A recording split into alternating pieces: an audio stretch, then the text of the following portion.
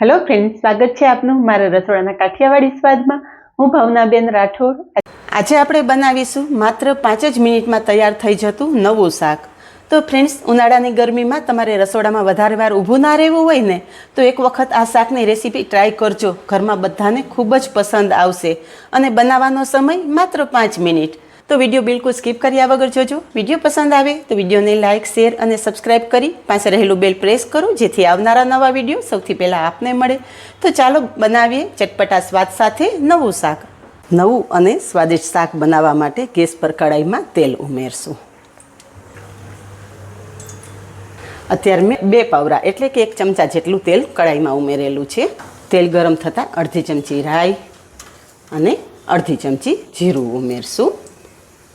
રાઈ જીરું કકડે એટલે હિંગ ઉમેરશું અને એની સાથે 6 થી 7 કળી લસણની આ રીતે મેં ક્રશ કરીને લીધેલી છે એ પણ ઉમેરી દેશું। તમે લસણ ના ખાતા હોય તો લસણ સ્કીપ કરી દેવાનું।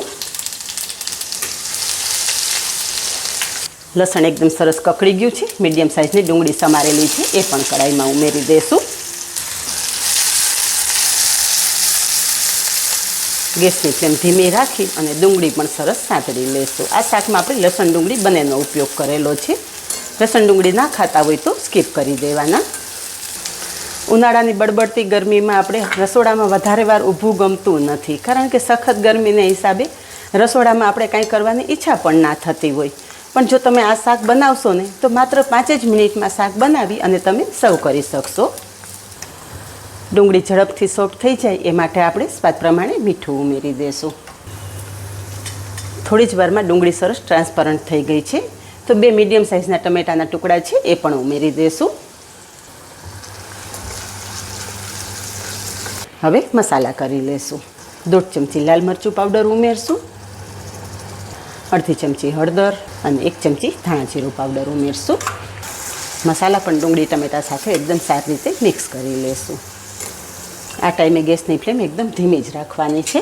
થોડીવાર ઢાંકણ ઢાંકી દેશું જેથી મસાલા એકદમ સરસ સંતળાઈ જાય અને તેલ છૂટું પડી જાય। થોડીવાર પછી જોઈએ તો તમે જોઈ શકો છો કે ડુંગળી ટમેટામાંથી બધું જ તેલ છૂટું પડી ગયું છે। એક વખત મિક્સ કરી લેશું અને ટમેટા પણ સારી રીતે સોફ્ટ થઈ ગયા છે। હવે ગેસની ફ્લેમ એકદમ ધીમી કરી દેશું। અહીંયા મેં 1 કપ દહીં લીધેલું છે। દહીં થોડું ફેંટી લેશું। દહીંની જગ્યાએ તમે થોડી છાશ પણ ઉમેરી શકો છો, પણ દહીંથી ટેસ્ટ વધારે સરસ આવશે। ફેંટેલું દહીં કડાઈમાં ઉમેરી દેશું અને તરત જ મિક્સ કરી દેશું જેથી દહીં ફાટે નહીં।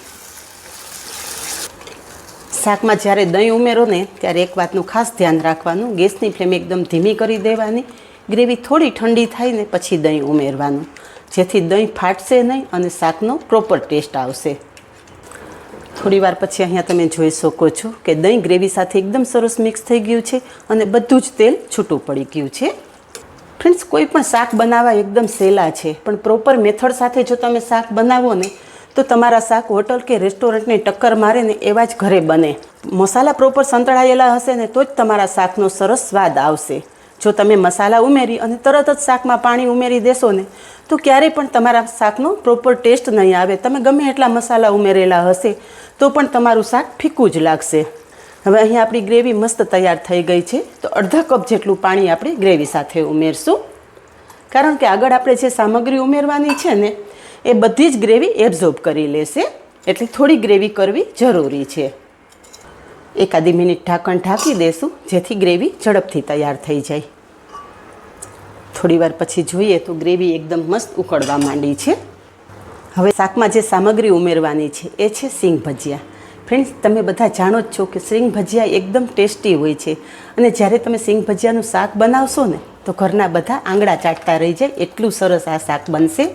અને આ સિંગ ભજીયા માત્ર 10 રૂપિયાના પેકેટમાં જ આવે છે। 10 રૂપિયાના પેકેટમાંથી તમે 3 થી 4 વ્યક્તિને સર્વ કરી શકો ને એટલું આ શાક તૈયાર થશે। સિંગ ભજીયા ગ્રેવી સાથે ઉમેરી અને એકાદી મિનિટ ઢાંકણ ઢાંકી દેશું। ગ્રેવી એકદમ પ્રોપર તૈયાર થઈ જાય ને પછી જ સિંગ ભજીયા ઉમેરવાના છે અને સિંગ ભજીયા ઉમેર્યા પછી શાકને વધારે વાર ગેસ પર નથી રાખવાનું।